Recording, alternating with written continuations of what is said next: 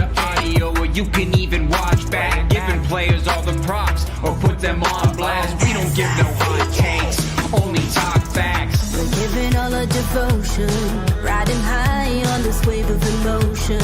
Going all out, yeah, cause this is our time. No, ain't no stopping us till we reach the finish line. All in, we came here to win. We're gonna give everything. S-I-C-K on the run. S-I-C-K, sick. On fire, we're ready to fight. We'll bring the house down tonight. S-I-C-K on the run. S-I-C-K, sick. Play it on the car ride, play it when you lounge. X and O, you know that we can hold it down. Shout out to my man Sammy, got it off the ground. And to all the listeners tuned in right now, got debates, analysis, and speculation. This is sports talk for the new generation. You know where to find us, got a reputation. Sick podcast, your #1 sports destination. We're giving all our devotion, riding high on this wave of emotion. Going all out, yeah, cause this is our time. No, ain't no stopping us till we reach the finish line. All in, we came here to win. We're gonna give everything. S-I-C-K on the run. S-I-C-K, sick. On fire, we're ready to fight. We'll bring the house down tonight. S-I-C-K on the run. S-I-C-K, sick. S-I-C-K, it's the sickest podcast. Tune in for the audio, or you can even watch back. Giving players all the props, or put them on blast. We don't give no hot takes, only talk back. S-I-C-K, S-I-C-K, S-I-C-K, S-I-C-K, S-I-C-K, S-I-C-K, S-I-C-K. All in, we came here to win. We're gonna give everything. S-I-C-K on the run. S-I-C-K, sick.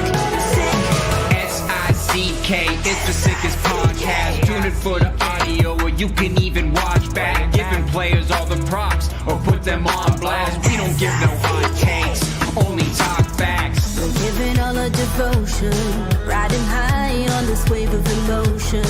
Going all out, yeah, cause this is our time. No, ain't no stopping us till we reach the finish line. All in, we came here to win. We're gonna give everything. S-I-C-K on the run. S-I-C-K, sick. On fire, we're ready to fight. We'll bring the house down tonight. S-I-C-K on the run. S-I-C-K, sick. Play it on the car ride, play it when you lounge. X and O, you know that we can hold it down. Shout out to my man Sammy, got it off the ground. And to all the listeners tuned in right now, got debates, analysis, and speculation. This is sports talk for the new generation. You know where to find us, got a reputation. Sick podcast, your #1 sports destination. Giving all our devotion, riding high on this wave of emotion. Going all out, yeah, cause this is our time. No, ain't no stopping us till we reach the finish line. All in, we came here to win. We're gonna give everything. S-I-C-K on the run. S-I-C-K, sick. On fire, we're ready to fight. We'll bring the house down tonight. S-I-C-K on the run. S-I-C-K, sick. S-I-C-K, it's the sickest podcast. Tune in for the audio, or you can even watch back. Giving players all the props, or put them on blast. We don't give no hot takes, only talk back. S-I-C-K, S-I-C-K, S-I-C-K, S-I-C-K, S-I-C-K. S-I-C-K. Turn up your volume. Because you're about to listen to The Sick Podcast. With Tony Marinaro. 55 seconds left in the penalty, a minute and 27 seconds left in regulation time. Boston 4, Montreal 3. Lafleur coming out rather gingerly on the right side. He gives it into Lemaire, back to Lafleur. The sickest Montreal Canadiens podcast. You're in the ball! Sports entertainment like no other. Rejoint, on lui fait perdre la rondelle, une passe devant. Et c'est le dégagement et ce sera la victoire des Canadiens. Coupe Stanley pour les Canadiens. Le 23e de l'histoire. You found the dogs! John, you found the dogs! He found the dogs! And all together, they worked a young team to the top.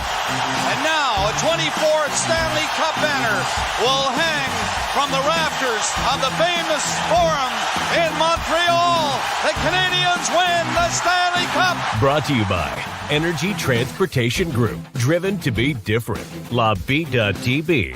Embrace your true nature. And Playground, your premier gaming destination. It's gonna be sick. Marinaro, the Sick Podcast. The Montreal Canadiens were in Dallas tonight to take on the Dallas Stars for the second time in the last 5 nights. When Dallas was in Montreal on Saturday night, Dallas beat Montreal by a score of 2-1 in a shootout. It was Ottinger over Samuel Montembeault, who played very well. Montembeault played last game for the Canadiens in a 5-3 win versus Utah Hockey Club a couple of nights ago. Marty St. Louis decided to go with Jakub Dobes tonight the way Pierre McGuire said he should. The same way, because Pierre told us that Dallas was going to be studying Samuel Montembeault, so they probably had the book on him. So you know what? Why not throw Jakub Dobes at the Dallas Stars tonight? That's exactly what the Montreal Canadiens did. And other than Jason Robertson, less than 4 minutes into the hockey game, the Dallas Stars weren't able to score again on Jakub Dobes, who conceded only 1 goal, playing in his 4th NHL game. He has a perfect record of 4-0, and the Montreal Canadiens win a huge game in Dallas tonight. And the Canadiens are 1 point out of the second spot in the wild card. That's right, 1 point out. What a win for the Montreal Canadiens tonight. Wow, we're going to talk about it on the Sick Podcast. We're going to get to your calls at 1-888-5856, 1-888-585-7425. We're going to get to your questions. You'll have an opportunity to ask Pierre McGuire, who's going to join me in about a minute or two. Go all the way with Betway and get a free bet up to $200 if your first bet loses. Scan the QR code on the screen or click on the link in the details section to create an account and redeem your welcome offer. Offers only available for new customers. Terms and conditions apply. Offers only available, not available in Ontario. Must be 18 years of age and over. Please play responsibly. And I have to tell you, I have a tendency of getting carried away from time to time, and I might just put $1 or $2 on the Montreal Canadiens to win the Stanley Cup. Why not? The odds are probably something like about 100-1 or whatever it is. As a matter of fact, Salmon and Yellow are back at Master Control. I'll see if they can dig that up for me. The stats, of course, or what the odds are on Betway for the Montreal Canadiens to win the Stanley Cup. Hey, they have 11 wins, 2 losses, and an overtime loss in their last 14 games. I think it's safe to say that who would have predicted that they would have done that? So if they can do that, who knows what they can do the rest of the way. Also brought to you by Energy Transportation Group, a leading full-service logistics provider serving all of North America, driven to be different. Without further ado, it's time for the McGuire Report. The McGuire Report. Presented by Vago Italian. Brought to you by Restaurant Vago, that's been open 23 years. Longevity, not many restaurants are open that long. Private dining rooms for any occasions, birthday engagements, corporate meetings. Plenty of free parking after 6 p.m. Open Monday to Saturday evenings and lunch Tuesday to Friday. Fresh quality ingredients, old world Italian classics, and new Italian. Come see Tommaso, the most popular man in Westmount, and his partner, Angelo's in the kitchen cooking up the storm. And Sammy tells me that on Betway, the odds for the Montreal Canadiens to win the Stanley Cup are 100-1. Hey, if I'm a betting man, and Pierre, I know I go fast, I get it, I hear you, but I think there's a lot of similarities the way this team is coming together and the way the St. Louis Blues came together the year they won the Stanley Cup. Let's remind everyone that on the 3rd of January, they were last in the National Hockey League. So miracles do happen. Just Ask anyone who played on that USA Hockey Olympic team back in 1980. Pierre, how are you? Pierre, not so sure I hear you right now. I don't. I hope you hear me now. Do you have me now? I do, yes. Perfect. How are you? I'm excellent. I'm revved up like you are. I'm really excited, thrilled for the fans, really happy for Marty St. Louis. This is another example of total team effort. One of the greatest examples, Caden Gooley's shot block in the third period. Massive shot block. Stumbles off the ice. You hear the announcers talking about Gooley still on the bench, hunched over. But you see Savard playing on the right side. You see Matheson moving from the right to the left side. You see Yoel Armia making a strong play on the boards. You see guys not poaching for the empty net goals, staying back in structured lanes. These guys are committed to one another. It's a ton of fun to watch. Ton of fun. Yoel Armia losing his stick and, not giving up on the play and goes out and delivers a huge hit and then tries to kick the puck to get the puck out of the zone and sacrificing his body. A lot of guys sacrificing their bodies for this team, Pierre. Once again, man, I really don't know where the turning point came in the season. I think you mentioned that it was probably after that huge loss versus the Pittsburgh Penguins on home ice where they were down 3-2 going into the third. They end up losing by a score of 9-2. Pierre, I look at Marty St. Louis, right? And in the first month and a half of the season, I saw a coach who was showing his lack of experience. I saw a coach who appeared to be nervous. I saw a coach who at times was a second behind. Fast forward a couple of months, I see a coach that is in complete control of the situation, control of his bench, control of his team, and his calmness, I find, is rubbing off on the team. He's setting a real good example, Pierre. I don't know what it is this coaching staff did, but boy, oh boy, they deserve a lot of credit because they, in the last month of the season, Pierre, have been playing like every game is a playoff game. Absolutely agree. So let's just start. I think Trevor Letowski's done a good job. Stefan Robidas really improved in terms of how he's managing his assets on the back end because he's changing the defense. Marty St. Louis, let's just use the last two games. They go into Utah. They take two bad penalties to start the game, and they fall behind 1-0. Eventually, they fall behind 2-1. Marty doesn't panic, but he gets their attention. But the guy that really gets their attention, and he allows them to do it, is David Savard. We talked about that the other day. And then think about tonight. They fall behind 1-0 again. They're on the road against one of the top teams in the NHL, and that is a loud building when the Dallas Stars score. I can tell you that. And no panic. They come right back. What a play by Cole Caulfield. What a finish by, obviously Juraj Slafkovsky. Gets them back in the game. They never look back. But, Tony, you made an excellent point on Armia. That shift in the second period without a stick, the board play, the physicality, the athleticism, you don't think that resonated on the bench? That's like scoring a goal. That's like being in a huge fight. The guys see that and they're like, we're all in. And everybody's bought in. It's amazing. It really is. It really is amazing, Pierre. And I don't know what it is, but the Montreal Canadiens seem to give up the goal, the first goal of the hockey game quite often. And it almost seems to wake them up.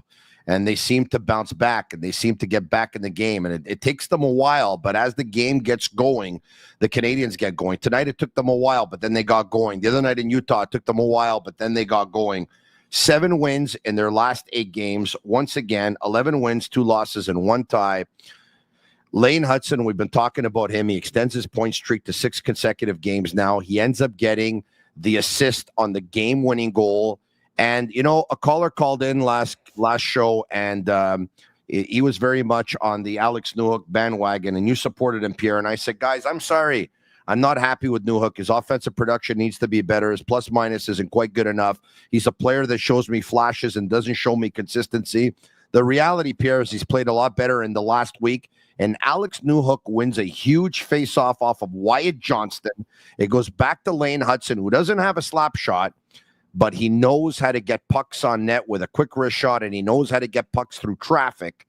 And it was so well deflected by Newhook. They went to take a look at it on the video. Ref said, that's a good goal. That's not a high stick. And that ends up being your game-winning goal tonight, Pierre. Yeah, no, it was great. It was a great face-off win, obviously, and you talked about it being against Wyatt Johnson. You're spot on. I just love the way Lane Hudson walks the offensive blue line. the deception, the athleticism, the skill, the finesse, the speed. And you made an amazing point again, Tony. The truth is he gets pucks to the net, and it's not an overwhelming amount of velocity on the puck. It just gets to the net. That's such an art. It's such an important thing for a player to be able to do in this NHL because of the stress on shot blocking for most teams around the league for their forwards that are up high. But everybody's contributing here. Again, I don't want to get negative. Pezzetta can't take – if he wants to play, he can't take a penalty like he took in the first period, Tony. That was on a delayed offside. Again, him. It's unbelievable. He can't do that. That's the only thing I can say. Like in my heart of hearts, I can say, what do they need to do better? What do they need to fix? It can't take bad penalties like that. That's a bad penalty. Pierre, it was a big decision because a buddy of mine called me the other night and says, shouldn't Dobes go in Utah and shouldn't Samuel Montembeault go versus the Dallas Stars? And a buddy of mine said to me, he says, you know what, Tony? I take a look at the starts that Dobes is getting. Dobes is getting a game in Florida. Dobes is getting a game in Colorado. Dobes is getting a game in Washington. Dobes is getting a game in Dallas. Those are 4 road games for Jakub Dobes versus 4 really good teams. And he says to me, he says, Tony, do backups usually get those kinds of games? It's a very interesting question, Pierre. And you know what? A lot of people are probably listening or watching right now saying, oh my God, it's a small sample size. Don't start a goalie controversy. But I'm going to tell you what, I get the feeling that a lot of people are waiting for Jakub Dobes to slip up. Pierre, he looks incredibly technically sound. Now, we've seen Montreal Canadiens goaltenders in history, Pierre, stand on their head for a short period of time. Montreal is synonymous for either great goaltending long-term or great goaltending short-term. But we see flaws in those short-term goaltenders, Pierre. And we just have a feeling that sooner or later, the bubble is going to burst. Pierre, I don't get that feeling with Jakub Dobes. I'm starting to think he really is legit. I always thought he was going to be legit, but I didn't want to talk too much about it because he hadn't proven himself at the NHL level, and there was still some room for him to grow in the American Hockey League. I only saw one instance tonight, and it was in the third period. So if you're tracking the tape, it's late in the game. Out of his net, behind the net almost. He loses his net. Yes. And he's swimming on his derriere. That's the only time technically I can say this guy wasn't plugged in. And that can happen to anybody. I think it's because he was over-aggressive. It's nerves more than anything else. We haven't seen that from him. That's the only time I can say, boy, I was really nervous. Think about some of the saves he made, Tony. Early in the game in particular, when that thing could have got out of control, he made some really good saves.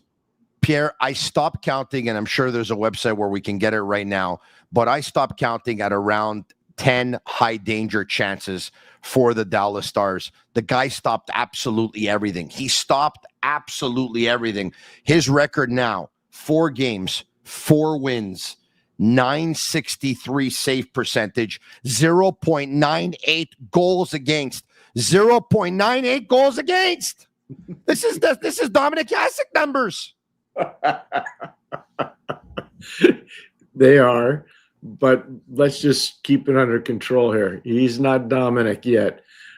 He's got some work to do. But I will say this: wasn't Dominic until he ended up being a backup goalie with the Chicago Blackhawks at age 28, and he got in there in a playoff series versus the Pittsburgh Penguins. Correct me if I'm wrong. I was coaching in the game. I know you were.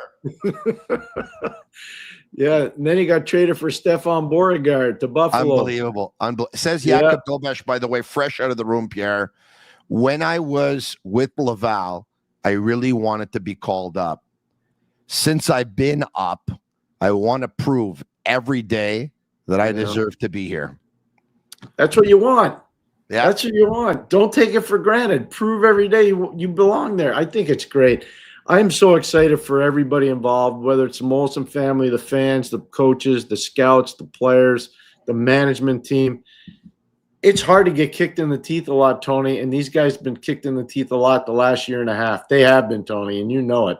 Yeah. And all of a sudden now it's starting to feel good. The vibe around Montreal is really positive. The vibe around the show is amazing. The enthusiasm from the broadcasters is awesome. This is what it's supposed to be like to be a fan of the Montreal Canadiens. You're supposed to go into games and say, we got a chance to win every game, and they do. They do. Pierre, since we've been on, I can tell you that this is the most amount of people we've had on at the same time, at least on the YouTube Live, where we have 2,600 people, give or take, on right now. So let's ride this fantastic wave that is the Montreal Canadiens and let everyone know that as of right now, the Montreal Canadiens are tied with the Ottawa Senators with the exact same identical record, 44 games, 22, 18, and 4. It's a winning percentage of 545. 545 is the winning percentage, and they have 2 games in hand on the second wildcard team, which are the Boston Bruins, who only have 1 point more. The Canadiens are 2 points behind the Columbus Blue Jackets, who have the same amount of wins as the Canadiens, and Columbus have also played 1 game more than the Canadiens. Pierre, the Canadiens' goal was to be in the mix. The Canadiens are not only in the mix, but they're starting to make a lot of people believe that they can make the playoffs this year. I'm prepared to say this right now. Their next 3 games are at home. They have Toronto Saturday night. They have Rangers on Sunday. They have Tampa on Tuesday. Tony, think about it for 1 second. Yeah. They have those 3 games, their next 5, and then they go to Detroit, and then they're home against Jersey. 4 of their next 5 are at home ice. If they run the table on home ice, Tony, I'll be shocked if they don't make the playoffs. Wow. As a matter of fact, I'm going to send the schedule right now that you're saying that, to Agnello and Sammy at Master Control, and we're going to see if they could actually bring it up for us so that everyone could actually see this at the same time while we're talking about it. So, you know what, Agnello and Sammy, when you have a chance, you bring up that schedule for the month of January. Everyone said that this could be the make it or break it month for the Canadiens. Actually, they said that after the Canadiens had the month of December that they had. Pierre, I'm happy to say one thing that, yes, I got very upset when they got blown out of the building or blown out 7 times. But I said, I think it will go to the Four Nations tourney to see whether or not the Montreal Canadiens, are, if they're sticking around. I don't think the Canadiens will be out of it by the Four Nations tourney. If they're in it by the Four Nations tourney, things are looking really well. Once again, the Four Nations tourney, if I'm not mistaken, will be around the 12th of February. And here we are once again on January 16, Agnello and Sammy and Master Control. If you have the month of January, if you can bring it up for us so that everyone can see it here at the same time. Do you have it? They don't have it. They're probably doing a lot of things at the same time right now. Once again, once you have it, let us know. But, hey, Pierre, let's get back to this. I want to give a shout out. Actually, there were 2 players from the province of Quebec playing for the Dallas Stars tonight. One was Maverick Bourque, and the other one, can we bring this up? His hockey DB? Yeah, Justin Ritskovian. Justin Ritskovian. There you have it. Pierre, I'm sure you're familiar with him because, of course, you've been living in the Boston area. You have a chance to see a lot of games. Northeastern University, he was there for 3 years. In his first year, I think he was one of the top 5 or 6 scorers on the team. In the second year, I think he was top 3. In the third year that he was there, I think he was the top scorer there at Northeastern University. He played there with Jaden Struble. He played there with Jordan Harris. He played there with Devin Levi, for example. And he's been playing with the Texas Stars for the last couple of years of the American Hockey League. And he's played a couple of games with the Dallas Stars. And he was called up to play on the 4th line tonight because Rupi Hintz went down with an injury last game and didn't make it tonight. Let's take a look at the lineups for both teams. For the Montreal Canadiens, Suzuki with Slavkovsky on his right and Caulfield on his left. Doc with Newhook on his right and Liney on his left. Dvorak with Gallagher on his right and Anderson on his left. The 4th line, Evans, Armia, and Pizzetta.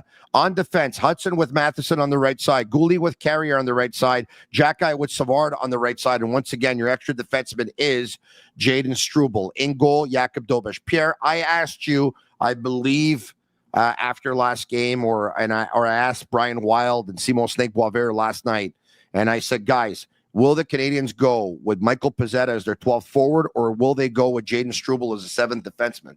If memory serves me well, Pierre, and I could be wrong, they haven't gone 7 defensemen at all this year. We know some coaches don't like it because they say it takes away from the rhythm. We know some players don't like it because they say it takes away from the rhythm.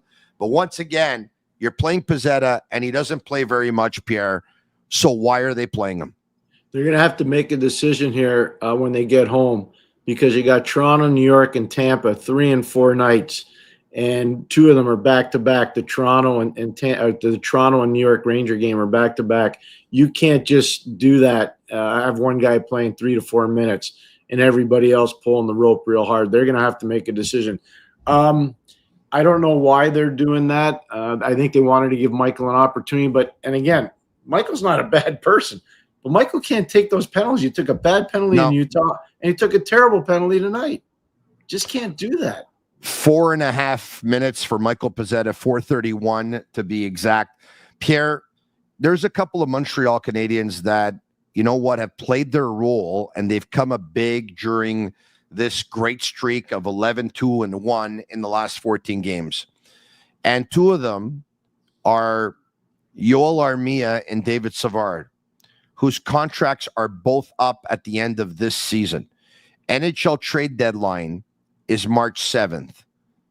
If March 7th was tomorrow and you're Kent Hughes and you're 1 point out of a wild card spot, what do you do with those 2 players? They're still on the team. I'm not doing anything. I'm keeping those guys. That's your responsibility as a manager. If the Canadiens were really at the point of their rebuild where they had no prospects coming, I'd say both those guys are gone. They got plenty of prospects coming. Prospects aren't the issue. Those draft picks will come in time. Anybody they draft next year is probably not coming to play for the Montreal Canadiens for 2 to 3 years. Savard's career will already be over. Probably Armia as well. So there's no rush to trade either one of those guys. And it's like I told you a long time ago, everybody's in a rush to trade Michael Matheson. Careful what you wish for. I wouldn't be in a rush to trade Michael Matheson. Look at the value that he's had. He can play the right side. He can play the left side. He can skate his way out of trouble. He doesn't have to run the first power play now. Doesn't he look like a different player, Tony? He looks like a different player.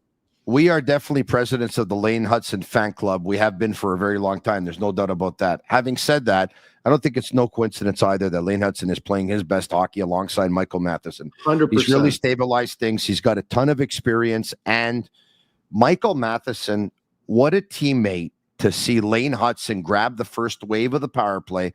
We've seen other players in the history of the National Hockey League, Pierre, who have seen a teammate surpass them and end up getting the first wave of the power play. And they're not as good about it as Michael Matheson has been. And Michael Matheson in particular, last game, like you said, when Nick Suzuki beat Barrett Hayden clean on the draw, and it went back to Michael Matheson, that fake shot froze a couple of players and opened up a lot of room for Lane Hudson after Michael Matheson gave him that pass. Those are some of the reasons why Michael Matheson has been such a great defense partner for Lane Hudson. He's a spectacular human being, I can tell you. I've known Michael a long time. I can't say enough good things about the way he carries himself around the league, the way he carried himself at Boston College, and the way he carried himself in Dubuque. I know where he played. I know he played at Lac St. Louis. I get it. Everybody there knows he's a superhero. I'm telling you, this guy never changed. He never changed. He's always been a gentleman. He continues to be a gentleman, and he cares about young guys in the league like Lane Hudson. A couple of people on the YouTube chat, Pierre, live, understandably, though, taken a little issue with Mike Matheson trying to score in the empty net from as far as he did. It misses the net. It ends up leading to an icing, which leads to an offensive zone faceoff for Dallas. Yep. And they are 1,000% right, Pierre. So we agree on that, but they're no perfect players.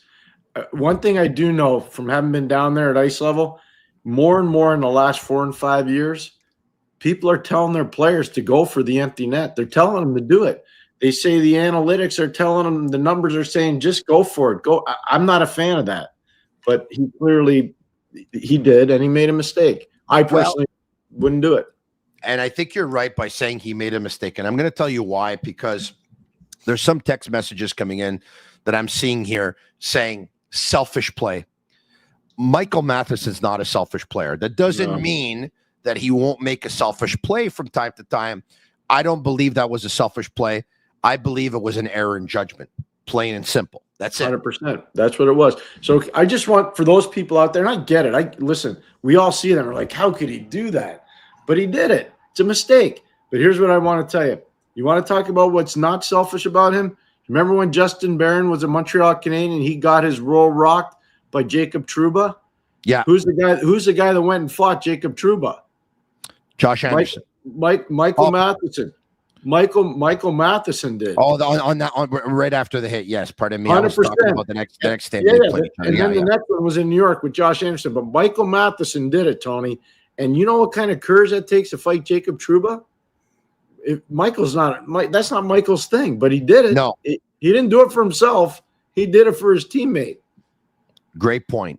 Great point, Pierre. Great point. We are going to get to some of your questions. And once again, the Dallas Stars lineup, if we can bring that up right now. This is a team, Pierre, by the way, the Dallas Stars that were 8th place in the National Hockey League before the game. They were 9-1-1 in their last 11. Got a great goalie in Jake Ottinger, obviously. Johnston, Dadonov, Robertson, the first line. Duchesne, Stankoven, and Ben, the second line. Steele, Bork, and Blumel on the third line. Herskovian with Back and Blackwell on the fourth line. Heiskanen, Labushkin, Lindell, Lundqvist, Harley, and Dumba. And there you have it. Let's get to the scoring if we can. We bring up the scoring, and here you have it. Jason Robertson, assists go to Wyatt Johnston and to Dadonov. Johnston jumps on a loose puck that he gets to it right before Josh Anderson does. And he passes the puck to Dadonov, who swings wide, goes on the left side, takes a shot. There's a pretty lively rebound that comes out right to Jason Robertson, who's able to beat both Dvorak and Anderson to it and pot it home, and Dallas goes up by a score of 1-0. Pierre, it took 47 seconds for the Montreal Canadiens to respond.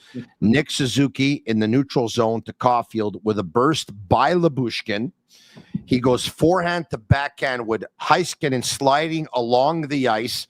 A pass to Slavkovsky, who taps it in and who's able to get to that puck right before Labushkin is coming back, ties the game at 1. No scoring in period number 2. In period number 3, 9:15 into the third period. Once again, it's Newhook who wins the faceoff clean versus Wyatt Johnston. Back to the point to Lane Hudson with a wrister.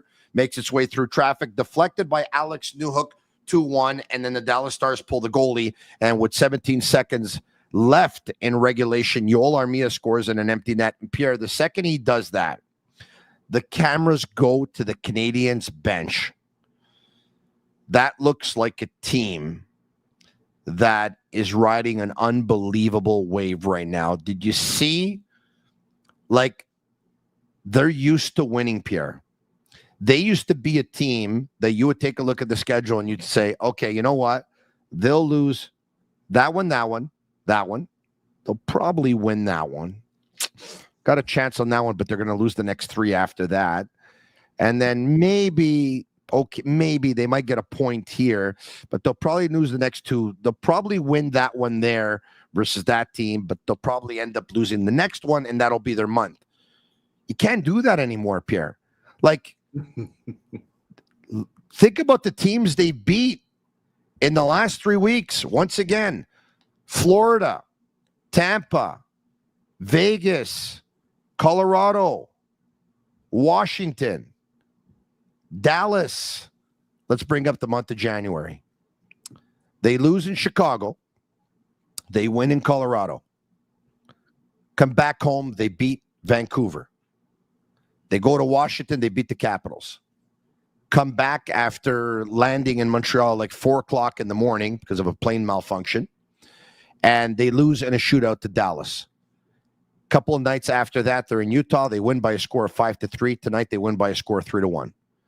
The rest of the month of January, as Pierre told you, the Canadiens have 7 games left in the next 2 weeks. 6 of those are on home ice. Saturday and Sunday, back-to-back versus Toronto and versus the New York Rangers.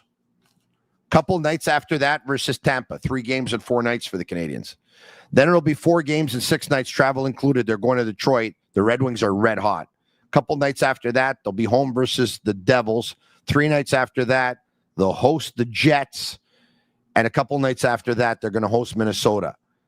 The Jets and Minnesota are 2 teams that the Canadiens lost to on the road this season. Pierre, you can't do that anymore and look at the schedule and say, well, they're going to lose that one and that one. They could beat anybody right now. They can, absolutely. But that's why I said this next little run here really matters. If they do what I think they can do and take care of home ice, I'm telling you right now, I think the next 3 games are going to decide it. They win the next 3 games on home ice against Toronto, against Rangers, and against Tampa. I think they're going to make the playoffs. I really do, Tony. I really believe that. Sick Podcast brought to you in part by Bittt Tibi. They launched their new Ultra Lager, refreshing, thirst-quenching beer, perfect for chilly winter days. Only 90 calories, 2 grams of carbs, 4% ABV per can, available in a pack of 6 and 12 in grocery stores all around the province of Quebec. Ultra light and ultra refreshing. Also brought to you in part by Fruit to Read the Lard. It's a family-run business, a mainstay in the LaSalle community since 1995. I go there every Saturday morning. Believe me when I tell you that, and I have been since 1995. They're proud to continue offering the same fresh foods and flavors that they have for the past 30 years, from fresh fruits and produce delivered daily to an ever-expanding assortment of deli meats, cheeses, and sandwiches. You'll find personalized service and friendly faces. Tasso is one of them, his son as well, and the rest of their staff that make you feel like family. Without further ado, we're going to do this. We're going to take calls. Sammy and Yellow, I want you to write down every single name that is on the line right now at 1-888-585-7425. It's a toll-free number for all of you. 1-888-585-7425. Who's our first caller of the night on the Habs post-game edition of the Sick Podcast with Tony Marinaro? Pierre McGuire is with me. Waiting to get to that call. 1-888-585-7425. Hello, who's this? Hello. How's it going? Very good. Who do I have the pleasure of speaking with? This is Pierre from Moncton. Pierre, how are you? Good. First time caller. Big fan, Tony. I've been a fan ever since the Boston to do that show. I was back in the days when I was working English radio. I had a couple of tussles with the Sports Hub 98.5 and Mike Felger, and I did a live simulcast on a couple of occasions with WEEI in Boston. And I was there in their studios. I was there in their studio on game day of Game 7 of a playoff series between the Canadiens and Bruins, and told them the Montreal Canadiens would win, and they did by a score of 3-1 on goals by Dale Weiss, Max Pacioretty, and Danielle Briere. Absolutely, it was epic radio. Listen, I'm a big fan of both of you guys, and thank you. Question I have for you. I've been watching the Habs since the 70s. We're huge fans out here, a bunch of buddies, and so I've never seen a team be so bad for so long in their defensive zone and be so good now. Do you guys think they finally gave up on Martin St. Louis' hybrid defensive zone coverage? Is that what happened? I just, I'm not able to analyze enough to know, but it looks to me like something's changed other than adding Carrier and adding Laine. Pierre, I'm really comfortable telling you they started to defend better in the neutral zone, taking away time and space, and that allowed them to defend harder in their own zone. So they're making their reads quicker because the other team doesn't have as much speed as they come through the neutral zone. I don't know if it's about giving up on the hybrid in-zone coverage, but what I do know is they defend a lot harder in the neutral zone. They take away passing lanes better. Their stick positioning is much better. They're harder in one-on-one battles. And so closing the gap quicker has allowed them to be a lot better in their own zone. And we saw it today, especially in the second and third period against Dallas. Pierre, look, I'm not going to question you on this one because you're a genius when it comes to this stuff. But for me, I see a team that's playing the exact same system. The only things that I'm seeing different is that A, they're understanding it. B, they're not losing the puck, like Pierre said, in crucial areas. And C, they're possessing most of the puck. And I'm also seeing a team, Pierre, that may have looked slower a month ago, looks so much faster now. And the Canadiens are taking time and space away from the opposition, and it's making it difficult for the opposition. So I think they're getting it, though. Marty St. Louis said that if his team was going to work harder at it and smarter at it, they were going to be better at it. That's exactly what's happened. But I also want to add one other thing, Pierre. Alex Carrier has made a big difference on this team, because now you have Gooley playing on the left side. It's allowed Lane Hudson to go up and play with Matheson. It's made a massive difference in terms of slotting on the back end for this team. Huge difference.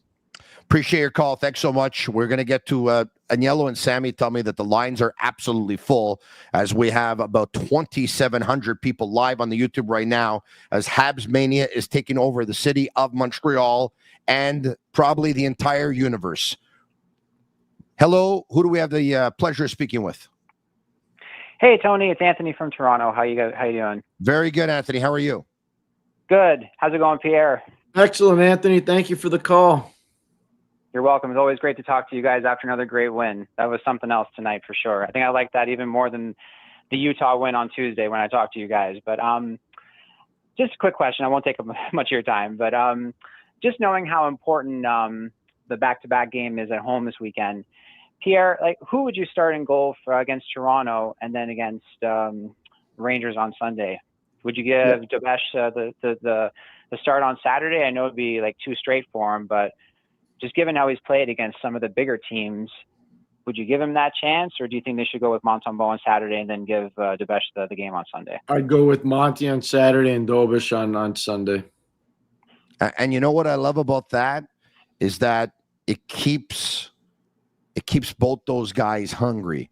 Like, for example, like, let's make no mistake, Samuel Montembeault is really happy that the Montreal Canadiens won tonight, but Jakub Dobes is breathing down his neck, and Samuel Montembeault knows that there's very little margin for error here, that if he has a bad game, who knows? Marty St. Louis might go with Jakub Dobes to play 2 in a row. So now Monty is waiting for the next game saying, you know what? Dobes just did it. I got to do it too. And after Monty's going to do it, Dobes is saying, you know what? Monty just did it. I got to bounce back and I got to do it too. We got some real healthy competition in goal right now, fellas. Oh, yeah. It's going to be interesting. That's for sure. I agree. Hey, thanks, guys. I appreciate it. Have a great one. Thanks, Anthony. Thank you. Thank you, Anthony. Thank you, Anthony. Where are we going? Wow, Let's go to the next line. All right. Hello. Who's this? Who are we speaking with? You're on the line. Hey there, guys. This is Steven from Saskatchewan calling yet again. How are we doing tonight, gentlemen?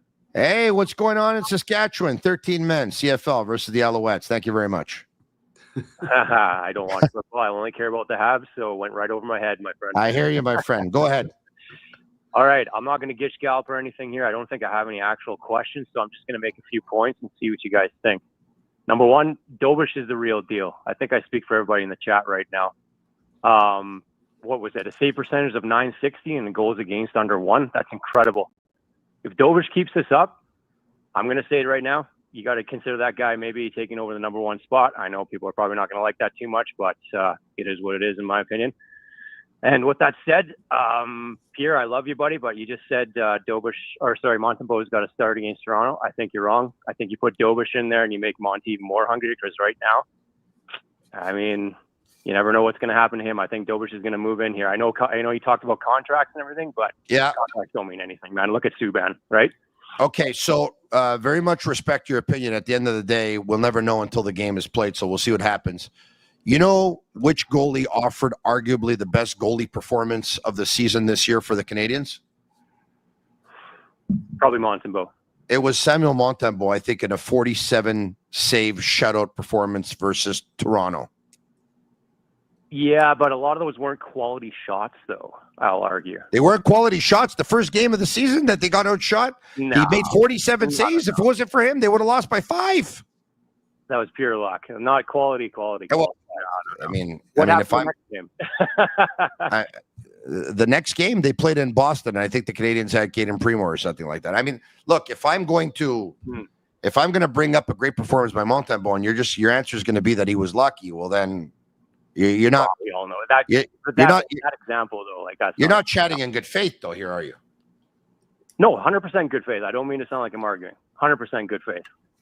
No, but look, you might be right, but I don't have a problem with what Pierre said. I really don't. Well, I don't have a problem with it. I just disagree. 100% just disagree. I'm in good faith here, sir. Okay, so now let me ask you this. Perfect. Would you have started Montembeault in Chicago several weeks ago and Dobes the following night in Colorado?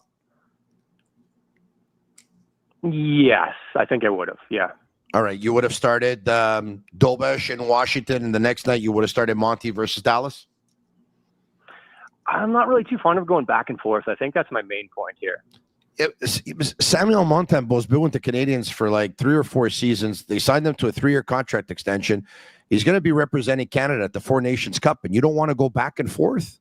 What do you want to? You want to make him the backup after 3 or 4 Dobes games in the NHL? Don't get me wrong. I think we have a goalie battle. Don't get me wrong. I really do. Yeah. I think that's what I'm trying to get at here is we have a goalie battle. And if I can kind of clear it up, what I'm trying to say is I think Dobes is winning that battle. Yes, it's, only a few games in, but I mean, the Four Nations Cup too. I mean, they already just said on TSN after the second period tonight that they're having trouble selling tickets. So it doesn't seem like it's that relevant. And to be honest, a lot of us don't really care about it, to be honest with you. We won't. It doesn't seem like it's that relevant because they're having a hard time selling tickets. Tell that to Nathan McKinnon and Connor McDavid and Sidney Crosby at the tournament. It's not that relevant. Well, I mean, the numbers don't lie. They said they're having trouble selling tickets. And I'm telling you right now, as a fan, I really could care less about that tournament. I care about the Habs right now. Well, listen, I can understand that. So you're a Habs fan and not a hockey fan. That's okay. There's nothing wrong with that. Appreciate you taking the time. Thanks so much. If you watch the games, there's a lot of empty seats at the Bell Center right now. And it's not because people don't care about the Montreal Canadiens. They're probably snowbirds, and they're probably in Florida on vacation, right? There's nothing wrong with that. But, Pierre, I don't have a problem, once again, with whoever they go in goal because the Canadiens got 2 really good goalies right now. But I agree with you. I think it's going to be Montembeault Saturday, and I think it's going to be Dobes. And you know what? If you can get the guy who started 1 extra night's rest, why wouldn't you take it? Like, we'll see how it plays out. My whole thing is you got to keep a rhythm here. And so the rhythm is what they've been doing is every other night is because Dobes has played so well. And I think you kind of have to stick with that. I was very comfortable saying Montembeault was going to play in Utah, and I thought Dobes was going to play in Dallas. I told you that on the air, and I'll stick with it. I think rhythm matters a lot. Those guys don't like getting out of rhythm. Let's go back to the phone lines at 1-888-585-7425. 1-888-585-7425. Where are we going to here? Hello, you there? Welcome to the Habs postgame. Yes, sir, Tony. How are you doing tonight? Thank you very much. Doing extremely well. Who am I speaking with? You're talking to Steve from Sarnia. And Pierre McGuire, I'd like to say a nice hello to you as well, sir. Thank you, Steve. Tony, I spoke with you on after the game 1 last year on the Maple Leafs. You might remember me because you read me a beautiful letter. The war had broken out in Israel. Yeah. And you read me a text message that night. I hope that when I'm talking to you tonight that it might be the end of that war with a ceasefire coming anyway. So tonight's game was fantastic. Just like opening night last year, Tony, the team for the last month has been playing with passion, with heart, desire. I cannot believe it. I've been a Habs fan my whole life since I was 10. I'm 67 years old. I've seen it all. And the fans have got to just embrace it. There's always somebody trying to complain about what's wrong. Who should have started? Pierre, you nailed it last night when you said that they wouldn't have the book on them, on Dobes. Yeah, and so I'm glad they started him tonight. But Pierre, if I can, and thank you for this call. We're going to keep you there. I want to continue this call. Pierre, you who coached quite a bit in the National Hockey League and helped put together tape so that you can prepare for the opposition. Like, is it safe to say that teams are going to start studying Dobes now because they know that the Canadiens could go to him every other game? The only teams that would really know about him right now are the teams that try to sign him.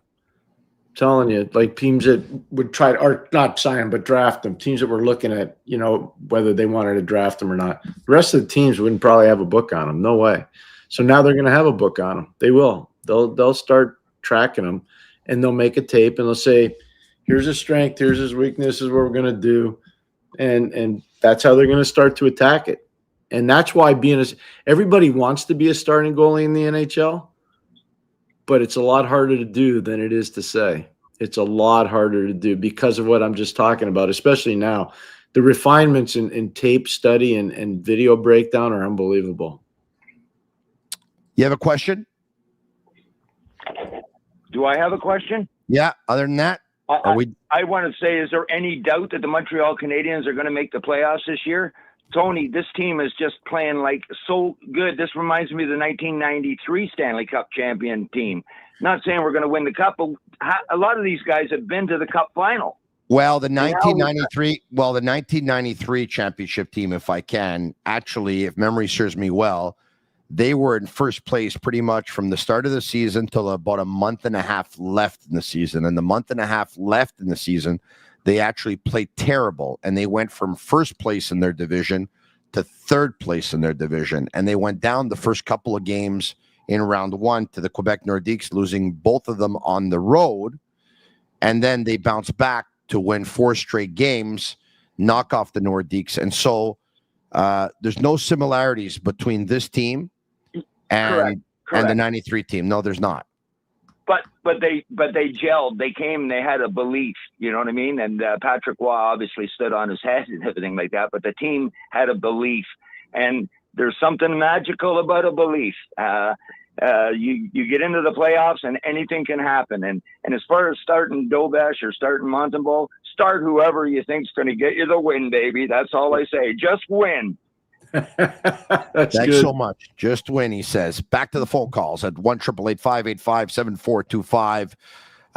Who do we have here? You got Taneem from Calgary. Go ahead, my man. First of all, big fan of you both. So thank you for having me on.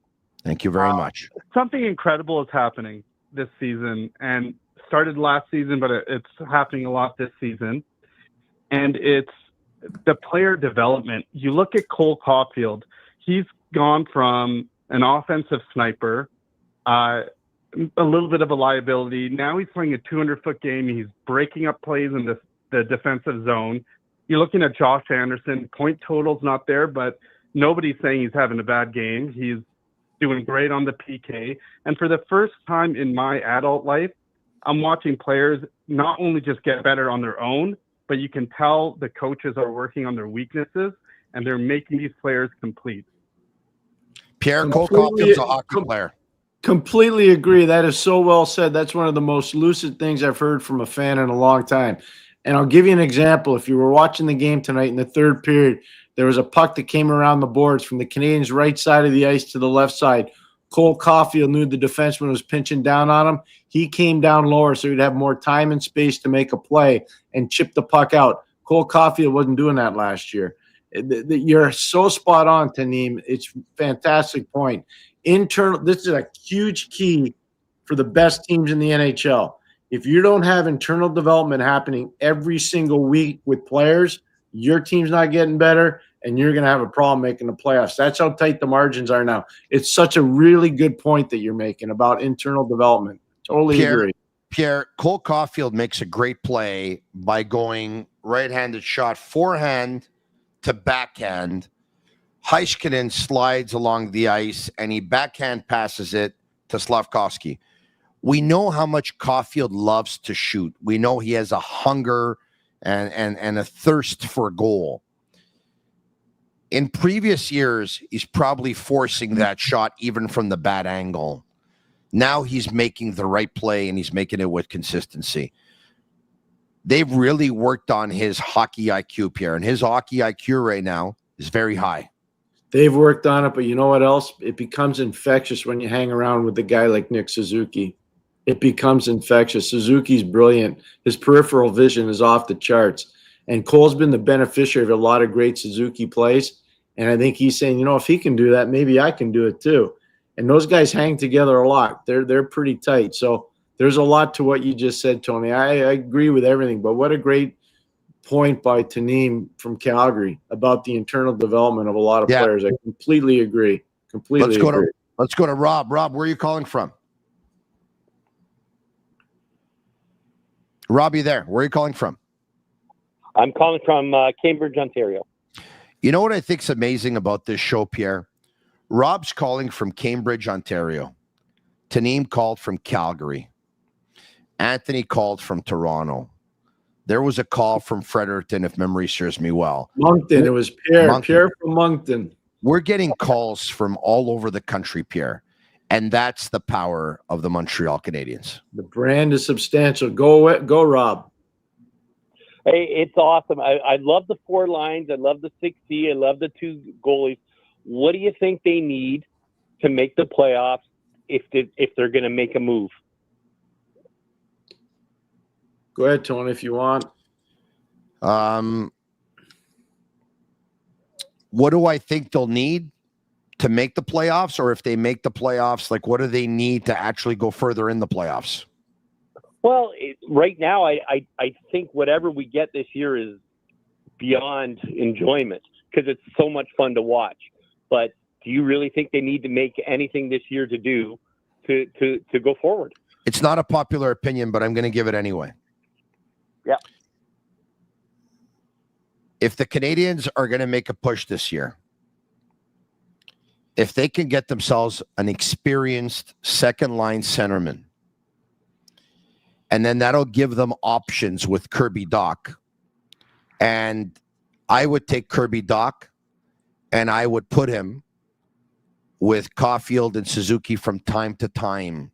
I would put him on second-line wing from time to time. I would put him as a third-line center from time to time. But I think if they can get, because let's face it, Suzuki is going to get all those matchups, and they're going to have to try and get Suzuki away from those matchups. Kirby Dach has shown some positive, encouraging signs over the last couple of weeks. But Nick Suzuki brings it every night, and Kirby Dach's going to have to bring it every night if they make the playoffs or if they're going to be in the playoffs. I don't know if he's at that point yet. I think Nick Suzuki could use some help. Take a look at the teams that are going to make the playoffs. They're very, very deep at the center ice position. Pierre, look, ultimately, I think the Canadiens could also use another defenseman who's going to log, who can have the same kind of impact as Alex Carrier. But if I'm going to answer the question with one player, I'm going to say that if they can get a centerman to support Nick Suzuki, and then they can move Kirby Dach around to either put him as a third-line centerman or as a first-line right winger or a second-line right winger, that's where I would look. That's where I would go. Your thoughts? Yeah, I would look at a center ice player. I would. That's one player where, or one position where I think they need to help themselves a little bit to be a legitimate contender for a playoff position. Other questions coming in. We can get to your questions. Let's see if we have Annie and Yellow and Sammy and Master Control. If you want to bring up a question or two, and then we'll get back to the phone lines. Gregory, who sends over $5 for the question. Love the show, guys. How good is this team? Question, would Matheson be happy playing on the right side going forward? If so, time for an extension? Well, I don't think he has a hard time playing the right side. I think he enjoys it. Tonight we saw him play on the right side, and then at the end of the game he played with David Savard, who's playing on the left side. So I don't think he has a problem with that. I think he just wants to be part of the solution, not part of the problem. I think he is part of the solution. I would be talking to him about potential contract extension. He's a Montreal guy that I think was really happy living there. Because of his skating ability, we haven't seen any age on him. His skating ability takes that age equation right out of it. It really does. Pierre, is it safe to say that if the Canadiens would like to add a second-line centerman to their team, that a team that's going to make the playoffs probably is not going to trade you that player, and a team in the Eastern Conference that you're going to be jockeying for position for is probably not going to trade you that player? Yes. If that's accurate and it's safe to say that, can you identify a centerman or two who plays in the Western Conference for a team that's not going to make the playoffs that you believe could help the Montreal Canadiens? I could, but I'm not going to give you any names. I don't think that's appropriate for me to do that, but I can think of at least two guys that would help. I could think of two. Can I give you two names? Sure. So this way they're not coming from you. Yeah. Nashville's Ryan O'Reilly and San Jose's Michael Granlund. Those are two good selections. They're two good selections. I would say if Ryan O'Reilly had a choice, he'd probably want to go to Toronto. Yeah. Because he won the cup with Brewed and he knows his staff there and he's been there before. And I would say in terms of Granlund, I think San Jose's actually really happy with him. But we'll see how it goes. I was thinking of some other guys in different areas in the West. Really? There's one in particular that I think would be an elite fit for Montreal. Chandler Stevenson? No, he's not getting traded out of Seattle. He'd be good though. He'd be good, and the money would be tough for Montreal to take. He's got a lot of years. The money would be tough. There's a couple. I just don't want to give out names, but there's one guy in particular I think would be a really good fit for Montreal. Is he a number one centerman or a number two? No, he's more of a 2-3. More of a 2-3 on a team that's in the Western Conference. Yeah. And most likely not going to make the playoffs. I would say at this point, they are definitely not a playoff team. Okay, very good. Man, I'm not going to sleep tonight. I better come up with it. Remember we did this exercise once before, and I eventually gave you the name of the player, and you're like, oh my God, if they could get him, that'd be amazing. Yeah, but the player you gave me was a number one centerman, though. We're not talking about that, right? We were talking about that at the time, though, to take thoughts. Yeah. No, I hear you. Okay, so I'm going to try and figure this one out. All right. And if I get it right, will you say yes? I'll tell you if you get it right. Don't worry. Okay, good. That's a good deal then. That's a good deal. Let's get back to the phone lines. Where are we going here? Let's go to Jeffrey. Hello, Jeffrey. It's Jesse, but hey, Jesse. How you doing, Tony? How you doing, Pierre? Good. How are you, Jesse? Not too bad, man. It's late. I got work at 4 a.m, but it's always fun tuning into you guys. Especially after a good win. Thank you. Yeah. Well, I got just one question for you guys. I know there's a lot of things swirling around this team right now. A lot of people are doing good.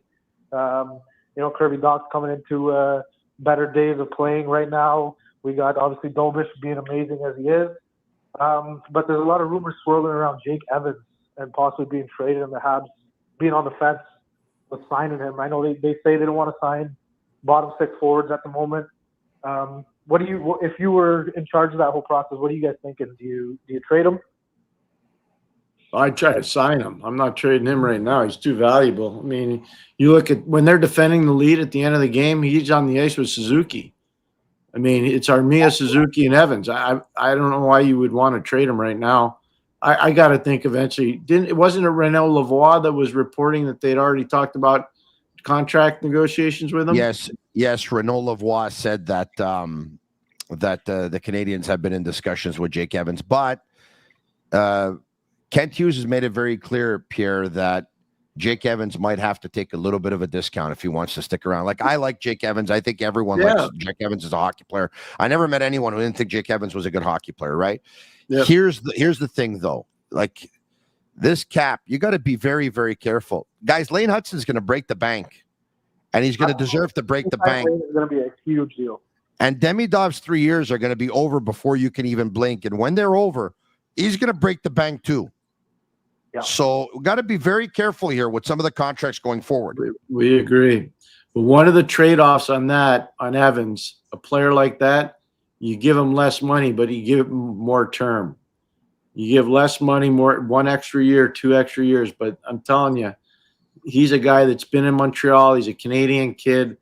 He's not afraid to stay in Montreal. I think he's been treated really well. I think he really appreciates playing for Marty St. Louis. They've created an amazing role for him.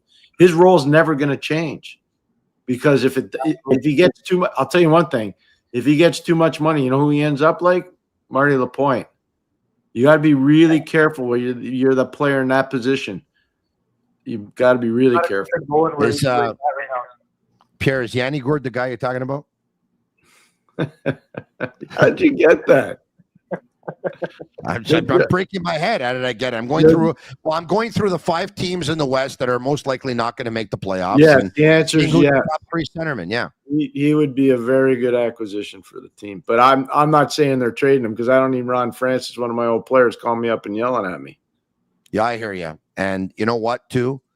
The fact that he's from La Belle Province, that's a guy never drafted, like he's a guy that's all heart. He would, Street cred from when he's won the cup. Street cred, major street cred. You know what? He's won 2 cups. Oh yeah, but I'm saying he's won the cup. Yeah, but oh yeah. Those are hard to find in your locker room, right? Yeah. How many You players like on the that one, Montreal Tony? Canadiens? You like that name? I do. Okay. The only one thing I don't like, I'll be honest with you, he's another small player. He is, but he's one guy where you never judge the book by his cover. He plays big. He wins faceoffs. He's an elite penalty killer. There's a lot to like about him, but you're right. He's not an overly large guy. Totally agree. Yeah, and the playoffs, like I don't know how many small guys you can have. I don't know 5'11" small, but if you're going to have Nick Suzuki at 5'11", and you're going to have Cole Caulfield at 5'7", 5'8", and you're going to have Brendan Gallagher at 5'9", and you're going to have Yanni Gourde at 5'9", and you got Lane Hudson at 5'9". I get it; they're all fantastic players. But listen, I take Yanni Gourde on my team any day of the week and twice on Sunday. There's no doubt about it. No doubt about it. Where are we going? Let's go to Corey. Corey, you there? Yeah, I am. Yeah. Yeah, just put down the volume there because there's a little bit of a delay. Corey, go ahead. Okay. Yeah, just put down the. Corey. Yeah. Go ahead, Corey. Oh, sorry about that. Yeah, Corey from Edmonton calling. I called there last week. Okay. Love your show. You guys are awesome. I turned down the volume there. I couldn't hear you. Was it Yanni from Seattle that you actually were talking about? Well, Tony was talking about Yanni Gourde from Seattle. Yeah. Yes. Okay, that's what I was going to guess. I couldn't hear it because I turned it down the volume. I agree with you on that. I think he'd be a great center. I think I'd leave Kirby Dach alone just because his confidence. Him and Newhook seem to be getting Ronnie hugging Dach after they fed him with that pass the other night. It just seems like they're bonding around Dach and really encouraged by him playing well lately. But I think I'd leave him and go with the third line center and trade our third line center for a box of Timbits or something, whatever you can get.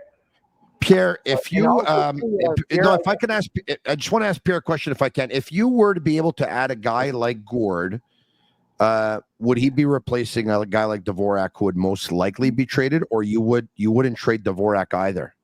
No, I'd try to keep him. I think he needs some depth down the middle, and he can win faceoffs. But I would want Gourde if he was available. But I don't want to go down that road. That's why I don't like playing the name game. But that's the type of player you need in that situation. Let's go to next caller. Darren from Dallas, who was at the game. You know what, Tony? Dallas from Dallas, but originally from LaSalle, by the way. Originally from LaSalle. Yes, LaSalle Catholic High School graduate, Concordia, all the rest. Yeah. Fantastic. Fantastic. And what are you doing in Dallas? I work for a large telecommunication company. We build 5G networks. Oh, fantastic. Good for you. Yep. Yeah, good. So at the game, yeah, watching the Habs, okay. Here's a point of view, okay. Could the Habs trade Montembeault? No. Why not? Tony, we're thinking 18 months, 2 years, 3 years out. Help me with this. With Fowler, with Dobes. Because Fowler's not here yet, and I would argue that Jakub Fowler has to go through the same process that Jakub Dobes went through and play at least a full season in the American Hockey League. But Pierre would know Fowler a lot better than I would because he sees him all the time. And I know Pierre is the president of the Jakub Fowler fan club, and I never heard anyone say anything bad about Jakub Fowler. But, you know, the Canadiens have an internal battle going right now. They got some real good competition going. They're giving one game. Samuel Montembeault is on an extremely fantastic contract of 3 years at $3.15 million per season. He's a good Chenu. He's going to be representing Canada at the Four Nations. Jakub Dobes comes up. He's really pushing him. They're pushing each other.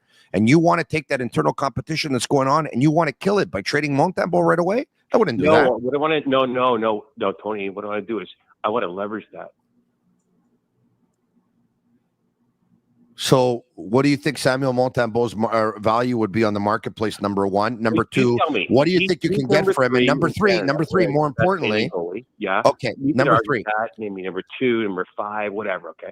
Okay. Could you get something better at the forward position, because we're still struggling between. Okay, I got a question for you. Forward number 4 and 9. I got one question for you before Pierre McGuire jumps in. Please. I said the Canadians need help at center ice position, and Pierre McGuire agreed with me. Yeah. I said, okay, I'll give you a couple of names, and ultimately after I threw out 3, 4, 5 names, the fifth one I probably threw out was Yanni Gourde, and Pierre said that would be a fantastic choice. Mm-hmm. Then I said, would you trade Christian Dvorak? And Pierre McGuire said, I would keep him because you're going to need depth and he wins faceoffs. So now you want to leverage what they have in goal by trading Montembeault. So my question to you is, and what happens if Dobes gets hurt? Who are you calling up? Caden Primo in a playoff game? Tony, that's simple, okay? Hold on. As far as Dvorak goes, he's almost untradeable. He's a throw-in my personal view. He's a throw-in. Look at his production. Okay, but Pierre is making the argument, rightfully so, that if you get to the playoffs, you need depth in key positions. You need depth. You need guys to, you're going to need guys to step up if someone else stumbles. You're going to take Jakub Dobes and say, okay, you need a goalie. You need someone else. What happens if he gets hurt? Okay, good point, Tony. But from my perspective, the Canadiens are good for maybe 1.5 rounds this year if they make the playoffs. Nobody knows that. 2 months ago, everyone thought 2 months ago they were last in the league. They were. I know. And now we're saying they're good for 1 round and a half. Who knows what they're good for? They don't even know. I don't know. See, you don't know either. Thanks so much for the phone call. Appreciate it. That's cool. He's down in Dallas, though. That's cool. Yeah, that's cool. Pierre, your thoughts on Darren saying they should leverage Montembeault and trade him? No, not right now. I would not do that. What do you think the market is for the player? All you need to do is look at what Mackenzie Blackwell got. What was the cost? And so goalies have been traded this year. Georgiev was traded. Look at the value of what the goalies have been. I wouldn't be in a rush to do it. The Canes got plenty of draft picks. They've got plenty of kids coming. I don't know what the rush is. 1-888-585-7425 is the toll-free number. 1-888-585-SICK, S-I-C-K. Back to the phone lines we go. Let's go to Marty. Hey guys, how's it going? Love you guys. Thank you. You guys doing a great job. Love the show. Thank you. I don't think we need to trade anyone. I think we need to be patient, see what happens. Yeah. And I think we need to go with the flow. I think everything's going well right now. What do you guys think? Totally agree with you, Marty. I'm totally on board with you. The only thing I'd say is if they could add another centerman, I think I would do that. And it wouldn't be breaking the roster up. It'd be doing some other stuff. But if they could add another center, because I'm thinking long term here, Owen Beck's at some point's coming up. He's going to play. And if you can't get Jake Evans signed, then maybe Owen Beck takes his spot down the road. Who knows? But I'm not in a rush to trade any of the players right now. I don't think you have to. No, I agree with you guys, and I think unfortunately the Pez is not doing the job. So we have choices in Laval. I would bring up either Beck, Tuck, or Jack Guy on the energy line. Don't forget Davidson. I'd bring up Davidson. Yeah. Davidson might be a good fit. Yeah. Exactly, Davidson. Yeah, we need an energy guy.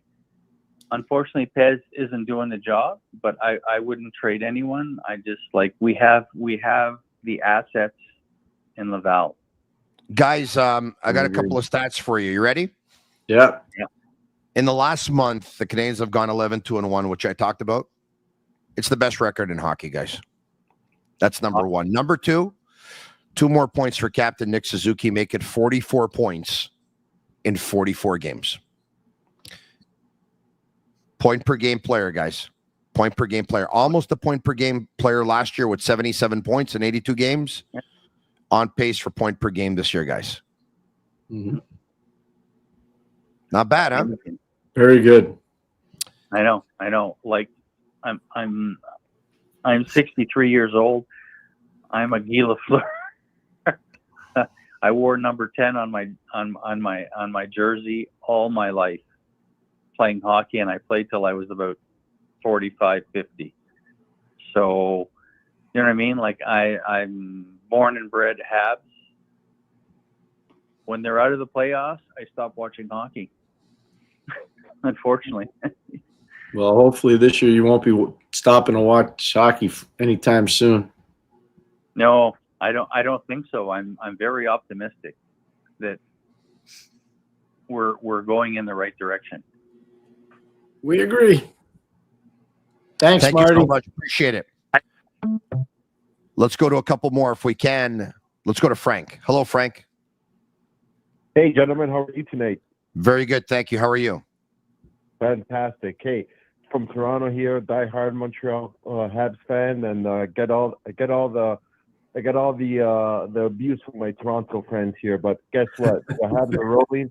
Love the show, Tony. I gotta tell you, I don't know what you're doing with that hair. I don't know if you're spraying rosemary or what, but I love it. Thank you. No disrespect to you, brother, but I like the home remedy, Italian home remedy. But you gotta share it, brother, because the hair. There you go. All right. Okay. I think we lost him. Oh, that's good. All right. He likes my hair. Got the rosemary going in it. No, I don't have the rosemary going in it. Where else are we going here exactly? Nick. Nick, how you doing, Nick? I'm doing fine. Yourself? You guys?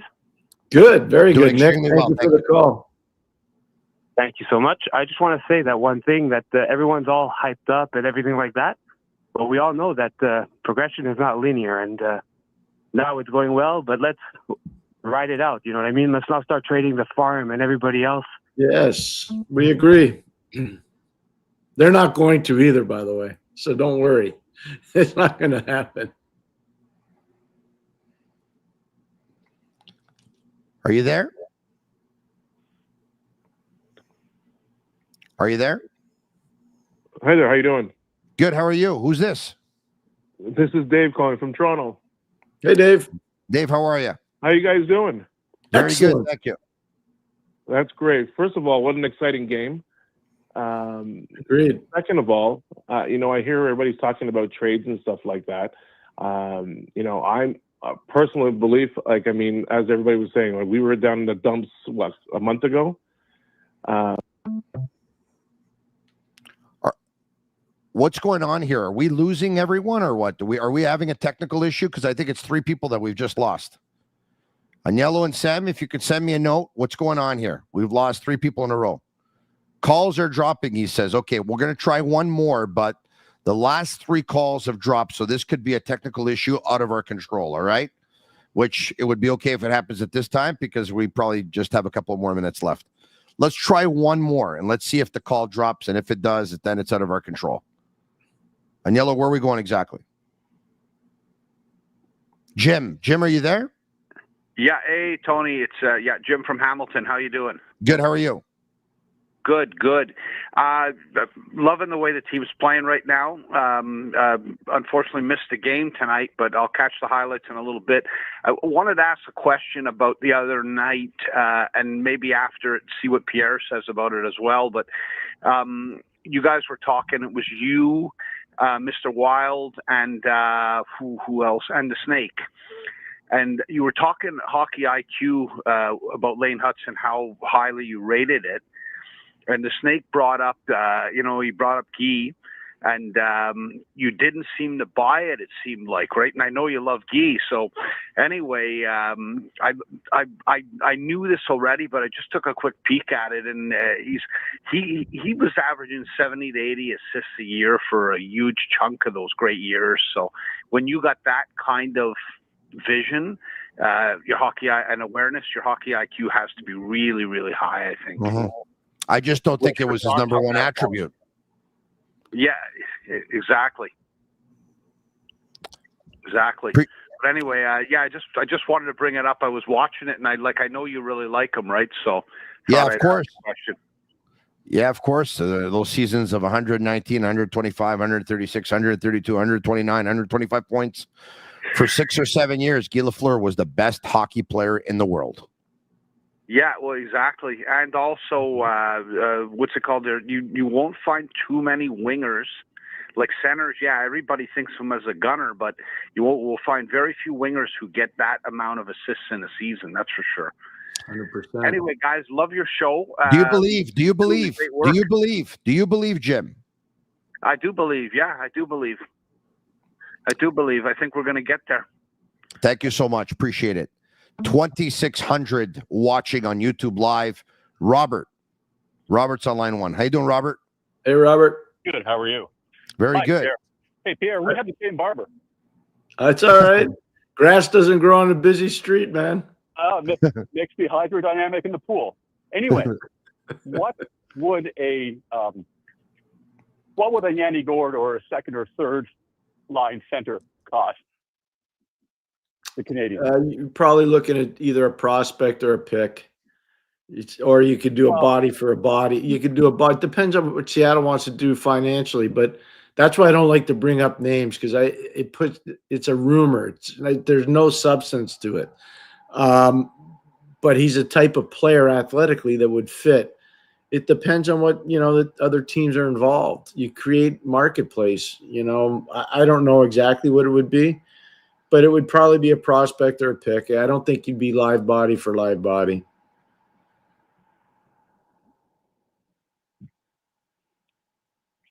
Hello. Oh, we just lost Tony here. Oh, I can wait. I have a Hey, question Jean. for both of you. Just a second. Jean, are you there? Yeah, I'm here. Yeah, Jean, it's Pierre McGuire. Go ahead. Tony just took a bit of a break. Apologize for that. I had a question for the both of y'all, but that's fine.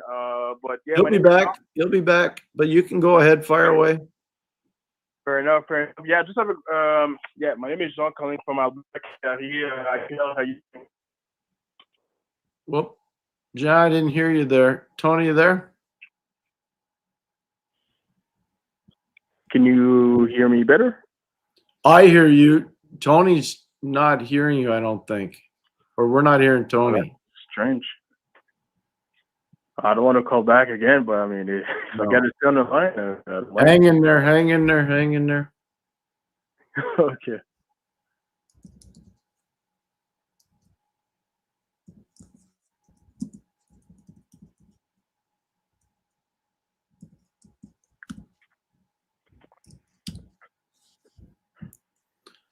Now they're trying to tell Tony we can't hear him, so hang in there, Jean, hopefully. Yeah, no problem. Yeah. All in, we came here to win. We're gonna give everything. S-I-C-K on the run. S-I-C-K, sick.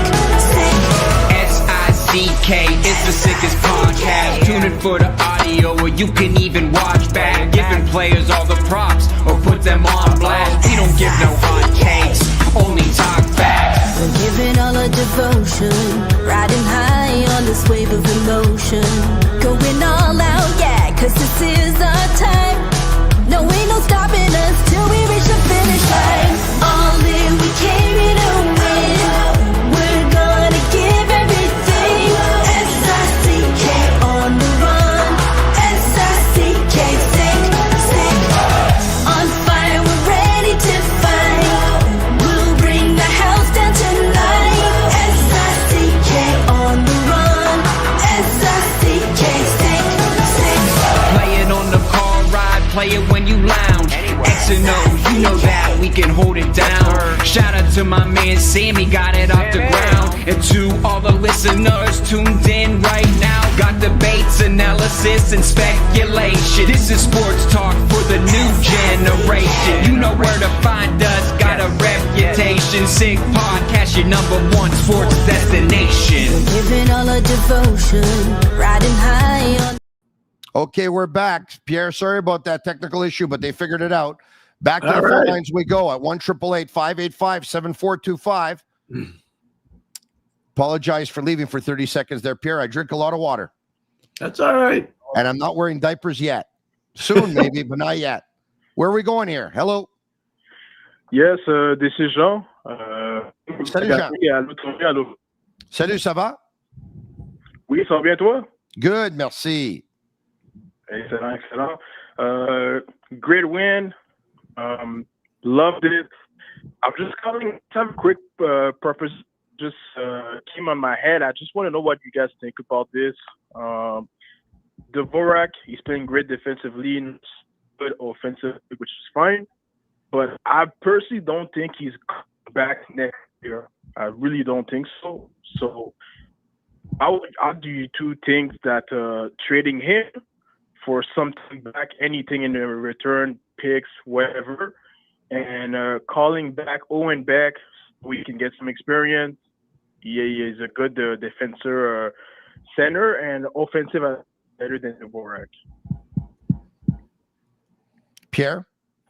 Well, there's a big difference. Dvorak's got a lot of experience at the NHL level. Beck has virtually none. I wouldn't be in a rush to do that right now because Laval's got something good going on, and Owen Beck's getting a lot of quality ice time and playing, in a very favorable position. I think they'd create more of a role for him if they brought him up to Montreal. That would not be the same type of role. So I wouldn't be in a rush to do that. But, Jean, I'm going to agree with you on one thing. I don't think that Christian Dvorak will be back in Montreal next year. I do not. Mm-hmm. Thank you, Jean, for the phone call. Thanks so much. And I don't think that Christian Dvorak will be back in Montreal either. Once again, Owen Beck is knocking on the door, folks. He's not going to be with the Laval Rocket forever. Back to the phone lines we go. At 1-888-585-7425. Let's go to... We have another call that we're going to take. One more call. We take one more call. We got 2,200 that are still watching live on YouTube here, even though it's a little bit late. We could take one more call, I think. How much longer before Marty St. Louis starts getting Jack Adams votes? Mike Metzloff with the text. Well, Spencer Carberry is going to be number one. Marty St. Louis is going to be number two, I think, and John Hines will be number three in Minnesota. I think that's kind of where it's at right now. If he makes the playoffs, is he still number two? I'm just talking about right now. I'm not talking about it making a play. I'm talking about right now where it is. He's definitely in the discussion. John Tortorella's in the discussion too. More phone calls or more text messages if we can. It's your opportunity to ask Pierre. David Black says, Tony and Pierre, do you think that the team might be playing a little more tight with Dobes? Pierre, I don't think they're playing a little bit more tight. It's a good question. Tonight, they weren't more tight. They gave up over 30 shots in tonight's hockey game. There have been games where they've played tight hockey. In Washington, they only gave up 17. In Colorado, they only gave up 23. I think they're past the point where they're playing tighter. I think they're past the point where they're insulating Dobes more. I think they're playing at a point right now where they're playing with a lot of confidence in front of Dobes because Dobes seems really cool, calm, and collected. I think the players are playing to the roles that have been given to them. So that's why they look so efficient. I keep hearing this buzzword, connected hockey. Back in the day, it was just guys were playing as a team. So I think that's what they're doing right now, regardless as to who the goalie is. Bobby says team playing very solid in front of both goalies right now. Mm-hmm. I agree. Pierre-Olivier Dehaes says, do you still have some hope for Machard to play for the Habs one day? Pierre, have you had a chance to see him much? Who's that? Philip Machard? Yeah, no, I've seen him. I've seen him a fair bit. I'm not as excited about him. We'll see.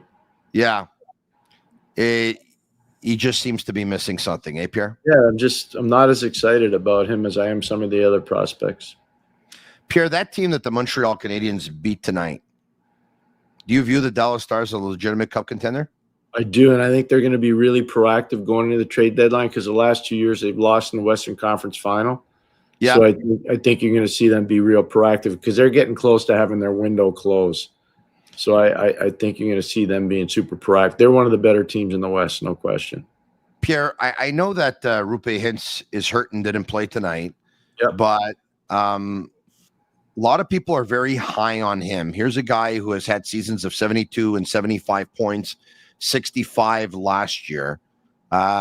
He's got goals this year, but he doesn't pick up any assists. 19 goals, 8 assists for 7 points. Are you at all concerned about his drop in production? Not really, no. He's a big body who can really skate and make plays, and he can finish plays off. No, not at all.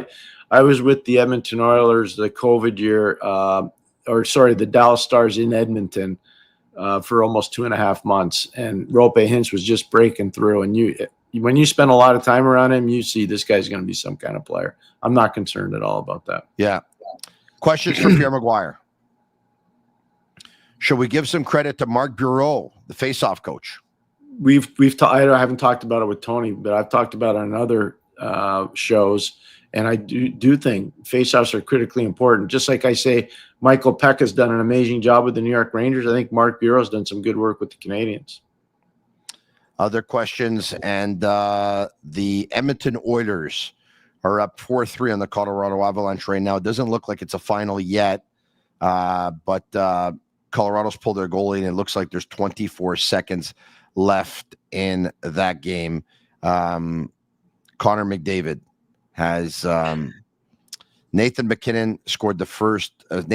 Colorado had a 3-0 lead in this hockey game, Pierre. Logan O'Connor, Nathan MacKinnon, and Nathan MacKinnon. And Edmonton has rallied back with Arvidsson, Kulak, Connor McDavid to tie it at 3, and Evan Bouchard gives them the lead at 13:05. And it looks like there's only 4 seconds left in this game. That's so a tough back-to-back. That's a tough back-to-back. They had to come from behind last night in Minnesota. That's a tough back-to-back, really tough. And it's a final, and Edmonton beats Colorado. Wow, that's unbelievable. That's unbelievable. All right, okay. More questions. Was that Michael Pezzetta's last game for the Canadiens? It's a good question. It's very fair. I just don't want to speculate. If I knew, I would tell you. I just don't know. Yeah. You know, if they bring up a player from Laval for next game, I could tell you that it might be Michael Pezzetta's last game with the Canadiens. Just like I think Caden Primo may have played his last game with the Canadiens if both goalies stay healthy. Oh, no, I don't doubt that at all. Doesn't look like Caden Primo is going to get recalled from the Canadiens this year, Pierre. Not right now. Why would you? No. Well, you wouldn't. And that's it. More questions. Habs post game on the Sick Podcast. Pulling wax. I think we're going to take a couple more, and we'll probably end this thing in about 3 minutes. Do you think over the course of the past month, teams are sleeping on us? If so, at what point do teams take the Canadiens a little more seriously? Pierre, taking the Canadiens seriously and probably playing your backup against the good Canadiens, that's a thing of the past. They've caught everyone's attention now. Jake Ottinger played tonight. They weren't playing Casey DeSmith. They played Jake Ottinger tonight. They're not playing backup goalies against. No. The Canadiens are for real. The Canadiens are for real. Yeah, last one. Hey, Pierre, do you think Montreal has the assets to go big game hunting? They do. They definitely have the assets to do it. I just don't know if they want to dispose of some of their young assets to do that. I wouldn't be in a rush to do that. No. And look, Kent Hughes was asked, if you guys continue to win hockey games, like, are you going to kind of like sway from the plan and go for it? And, he says if swaying from if going for it means getting a short-term rental player and giving up a player that could be with us for a very long period of time, we're not interested in doing that. We don't want to win 1 year. We want to win several. We want to win for a long time. I agree with that. That's the right way to look at it. I totally agree with that. Pierre, you know what? A good 90-plus minutes of Habs post-game show tonight. Thanks so much for doing this again. The Canadiens host the Toronto Maple Leafs on Saturday. They host the New York Rangers on Sunday, and they host the Tampa Bay Lightning on Tuesday. I'll talk to you again after that game versus Tampa Bay on Tuesday night. Look forward to it. Thank you. Have a great weekend, everybody. Thank you very much. Special thanks to all of our sponsors. Once again, special thanks to all of you for watching and all of you for listening. If you like the podcast tonight, leave us a 5-star review. It's our way of feeling the love.